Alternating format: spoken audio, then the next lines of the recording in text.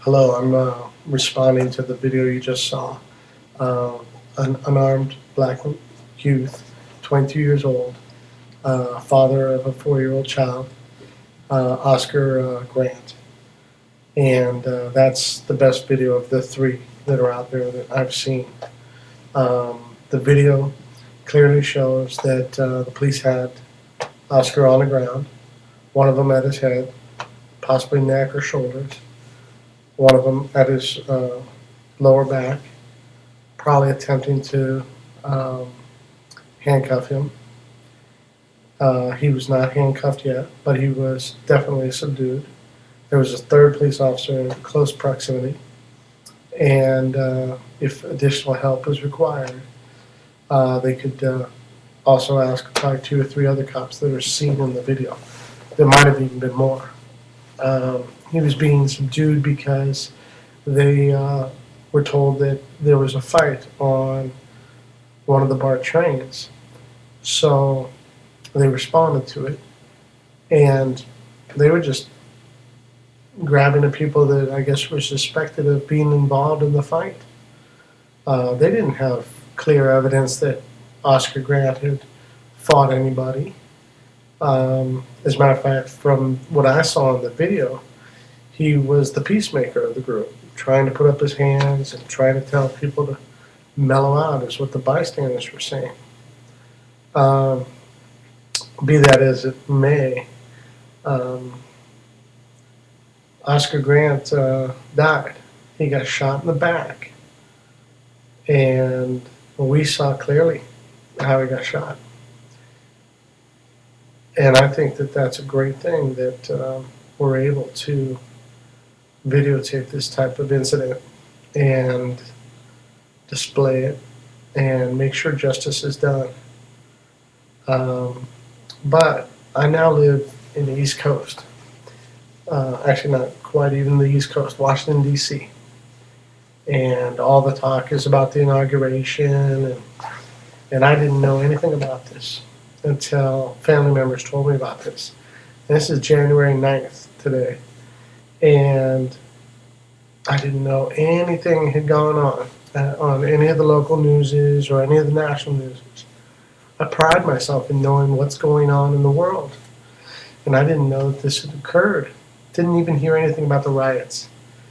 I want to know what's going on in my world, in the community, and I do pay close attention, as a matter of fact, to what's happening back in the Bay Area, where I still have family.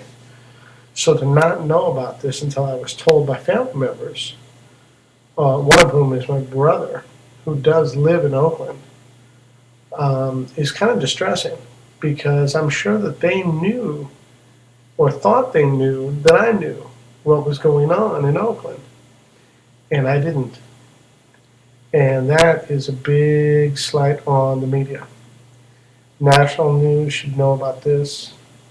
This should be, a big national concern. And unless there was riots, nobody would even know.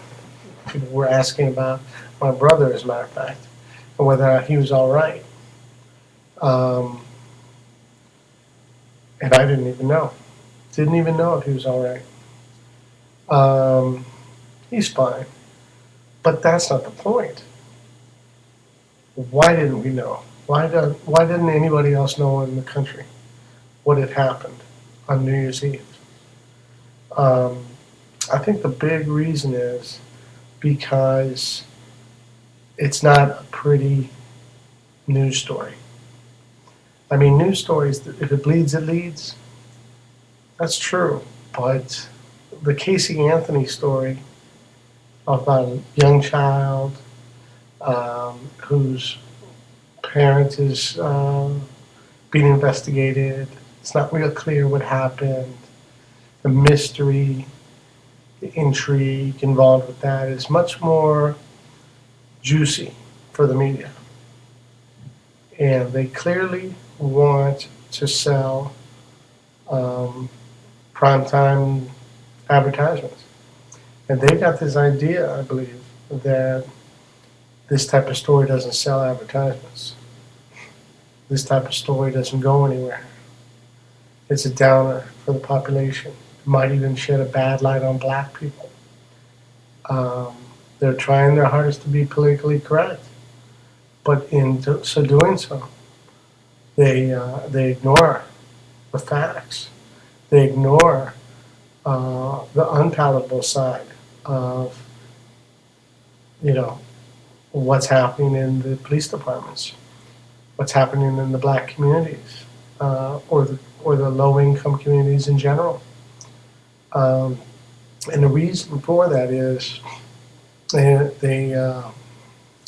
they don't feel that people in middle America want to even know about this stuff. Bring them down, upset them. The truth has to be told. And YouTube, thank you very much for doing this, for allowing people to show this type of video. And this type of forum is great, but not everybody uses YouTube. I think the general population needs to know about this. The tragedy that happened with this young man and with the BART police is just horrible. But we cannot see the frustration of the inner city community is that they know that if these video cameras were not out, this would have been swept under the rug. They know it. If Rodney King had not been filmed, his arrest would have just been another statistic. So the black community is upset, and the Hispanics that have been abused, and the Asians that have been turned away, or whose properties have been destroyed and never been investigated. I mean, there's a whole bunch of injustices going on. But what we cannot do is allow ourselves as a society to lose faith. I know faith is a weird word. You have to believe that our justice system can work.